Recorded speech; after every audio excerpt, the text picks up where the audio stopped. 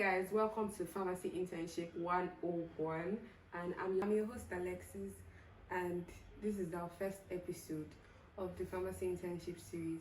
Okay, so firstly, you might be wondering what is this Pharmacy Internship series going to just be about, in case you're just bumping on this video right now.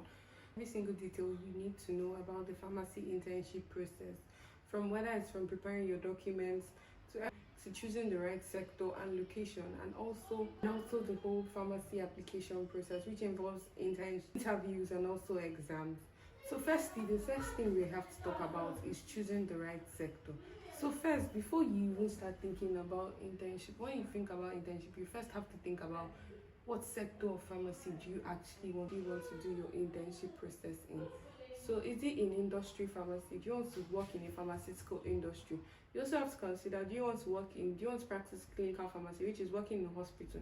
Do you want to work in a community pharmacy? Or do you also want to work in academia, that's as a lecturer's assistant? Or also, do you want to work in regulatory? Or do you want to work in administration? So you have to think about a lot of things. Where best do you fit in? So I want you to use this opportunity right now to think about it. You have to ask yourself, right now, as you're in uni or you just graduated from, these are questions you need to ask yourself. So I want you to ask yourself right now 3 basic questions to determine what sector. So the first question I want you to ask is, where do you see yourself in 5 years? What do you want to actually do with this degree? Do you actually see yourself practicing this degree? If you see yourself practicing, which aspects? So the second question, as a recent pharmacy graduate or a pharmacy student, you should know by now, you should already know what courses interest you the most. Is it pharmaceutical microbiology? Is it pharmaceutical chemistry? Is it clinical pharmacy? Is it pharmaceutics or pharmacognosy? Where? Or pharmacology? Where interests you the most? So if you're someone that really likes clinical pharmacy or pharmacology, I advise you to work in a hospital or also community pharmacy. If you like pharmaceutics, microbiology, I'll advise you to work in an industry. So if you're someone that doesn't really like anyone and you just don't want to work in clinical aspect, then you should go for regulatory bodies, or you can also go for administration. Also need to ask yourself, doing clinical, this is another way to know, in case maybe you don't have any interest particularly, clinical rotation, were you really enjoying the whole process, or was it like, were you feeling like you were just forced to do it? Did you enjoy caring for patients? Did you enjoy the communication during counseling? Did you actually enjoy it? So you need to ask yourself. And also, maybe you did your IC in community pharmacy. Did you actually enjoy the whole process? Because this is a 1-year thing. You really need to look before you leap. And another thing you have to keep at the back of your mind is, many people always feel like once they need to really think and overthink, and they will start overthinking, and that's how they will be staying at home for long, because they have not decided what sector they even want to practice in. So please remember that this is just 1 year. It doesn't really determine how your career is going to be like. You can do it in clinical pharmacy, like you can do it in a hospital, and maybe later on you decide you're not interested in clinical pharmacy, and you can always change. You don't have to, this is just your starting point. You do not have to end there forever, because I feel like a lot of people believe that once you start there, you must continue there. So a lot of them start overthinking, start staying at home because they want the perfect place. You don't have to do that. You can experiment. You're still young. You can experiment. You still have a long career ahead of you. This is just your beginning point. So that's something I want to point out. Sector.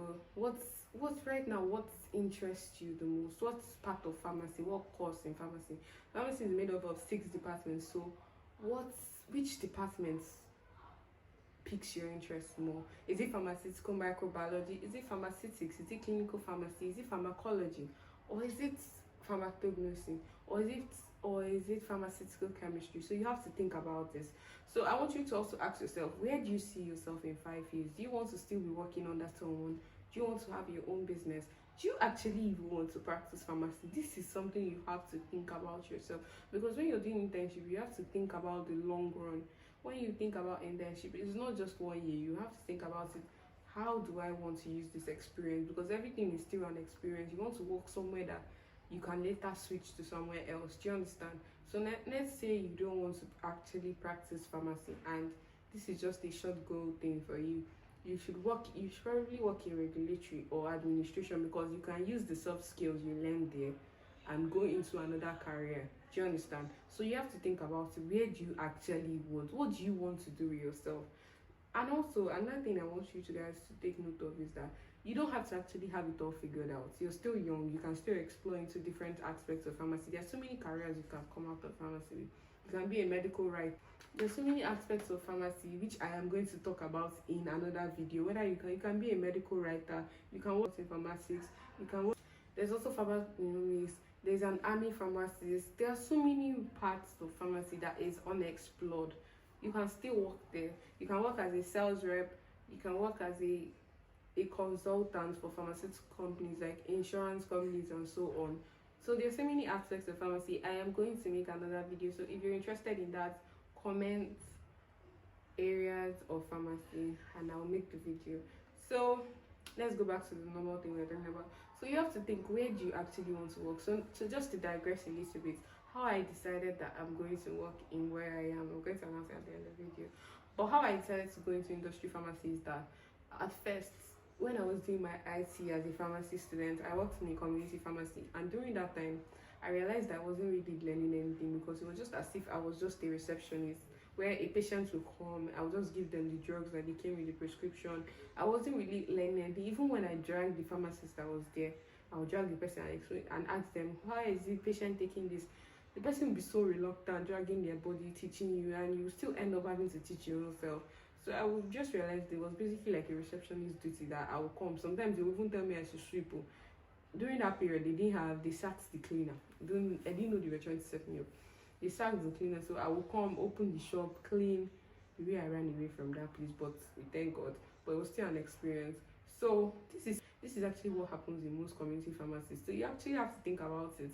Although maybe as a pharmacist it's different, since I was just a pharmacy student, but still, I even witnessed when they slapped a fellow in IT student with me, fellow IT pharmacy student with me. And the worst part is that you know how all these patients are. She was just agitated. So the girl was trying to calm her down. The pharmacist is coming to attend to her that she should just wait a little bit. The woman just slapped her. And do you know the worst part? You know how they always say the customer is always right. So nothing happened to the woman. They were even begging the woman, even though she slapped another person. So these are things I had to consider and said, do I really want to continue this life? So so clinical rotation came in finally, where we were assigned to hospitals and we worked in various wards. I can't lie you, I didn't really enjoy the whole experience, but I enjoyed wearing ward coats, going around wards, doing ward rounds, you understand? But I didn't honestly enjoy my stay there. So I started thinking about it. Do I really want to practice clinical pharmacy? I realized that even when I was choosing my project, where I did my project was pharmaceutical microbiology, I realized I had no interest at all in the clinical part. It was mostly pharmaceutics. I wanted to do it in either pharmaceutics or pharmaceutical microbiology. But I later ended up choosing pharmaceutical microbiology, even though that a lot of people hated that department in my school, because they always give a very bad mark at the end of project and all that. You can never get A. But me, I got my A, just like a mini flex there. But yeah, I got my A. So this is another point I have to make. Do it scared, do it afraid, but do it anyways. You have to choose the path that works for you. Everybody, by this time, you should know what aspect of pharmacy interests you. What do you see yourself working as? So please work towards that goal.